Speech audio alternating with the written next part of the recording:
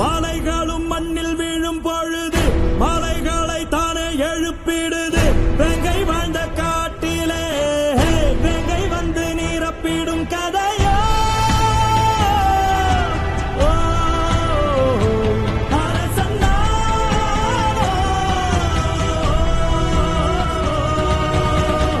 அன்னைக்கு மட்டும் அவர் அந்த ட்ரெயினை பிடிச்சிருந்தா அவரோட வாழ்க்கையே வேற. அவர் இல்லாம டெல்லிக்கு போன எங்களாலையும்